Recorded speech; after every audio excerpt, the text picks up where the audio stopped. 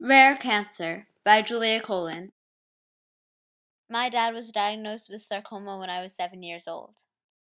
My brother was 30 when he was diagnosed with bladder cancer. My sweet mom had a glioblastoma, which is brain cancer. My father had a form of cancer in his kidneys.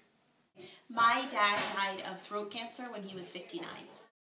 My daughter Sydney was diagnosed with osteosarcoma at the age of 12 and a half. My friend Esther had stage 4 thymic carcinoma when she was 35. My mother had chronic multiple myeloma leukemia. My girlfriend Leah was diagnosed with lymphoblastic lymphoma when she was 26. My grandma died from pancreatic cancer. As you can see, rare cancer is not actually so rare. In fact, I bet that most people watching this video know someone who has been affected by rare cancer. You might not realize that so many cancers are considered to be rare. Common cancers include colon cancer, breast cancer, lung cancer, and prostate cancer. Everything else is considered rare. Rare cancers include lymphoma, pancreatic cancer, melanoma, leukemia, brain cancer, ovarian cancer, all childhood cancers, and many more.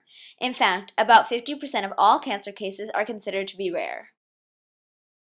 Hi, my name is Sydney. I'm 14 years old, and 2 years ago I was diagnosed with rare cancer in my leg. Being diagnosed with cancer as a 12-year-old girl is something that takes a huge turn with your life, and it really makes a big impact. It's not just the adults that get cancer, and kids get cancer often.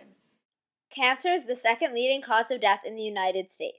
It took a while to diagnose my mom, and once they did, the cancer had progressed so rapidly, there were very few treatment options for her, which was really just devastating for the whole family. So my brother was 30 when he was diagnosed with bladder cancer, except that it had taken them over a year to figure out what it was, and so by the time they diagnosed it, they had realized that it already had spread to a number of his organs and his lymph nodes, and they tried various treatments for him, including chemotherapy and radiation. He tried special diets, and unfortunately he died a little under 4 years after that, after he was initially diagnosed.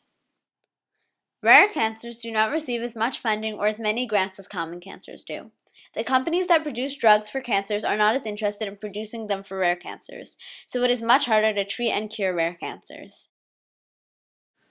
My name is Ken. 5 years ago, when I was 42 years old, I was diagnosed with a rare cancer called liposarcoma.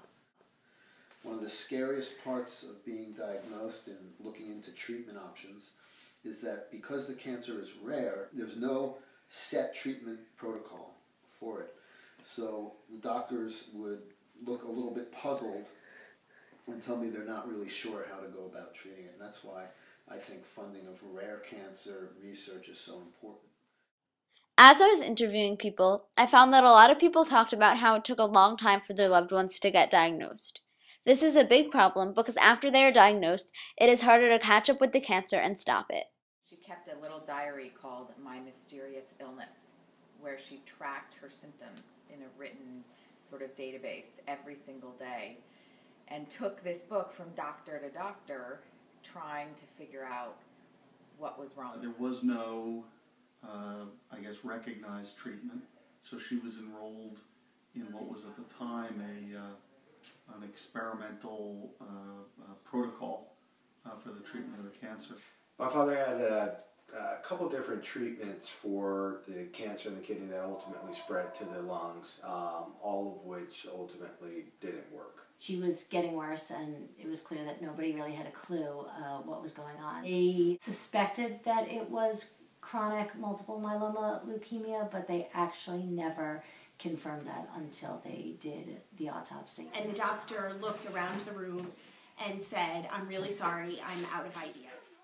And that was even worse than finding out that he had cancer in the first place. Sandy and Len Goodman, and we're the parents of Jennifer Goodman-Lynn. She was 33 years old and recently married to her husband David. She was diagnosed with MFH sarcoma, a rare form of cancer. And Jennifer's was told when she was diagnosed with cancer that she had less than a 50-50 chance to survive for 5 years. And she decided that she was going to do as best that she could to help other people so that they didn't have to have the same diagnosis and problems that she had. So what can you do about it? What is Cycle for Survival?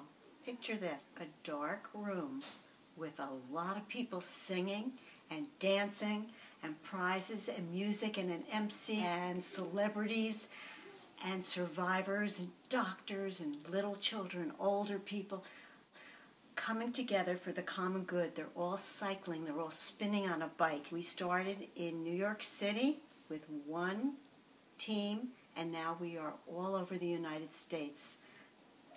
100% of all the proceeds that are raised go directly to cancer research. Not one penny comes off the top for expenses. And since it started, it's raised over $20 million for research in rare cancer. To donate to Cycle for Survival, go to cycleforsurvival.org. For my Bat Mitzvah project, I am selling customized silicone bracelets. All of the profits I earn selling these bracelets is going to rare cancer research. To buy a bracelet, email rarecancerbracelets@gmail.com. Bracelets are $3 each, and all profits go towards rare cancer research.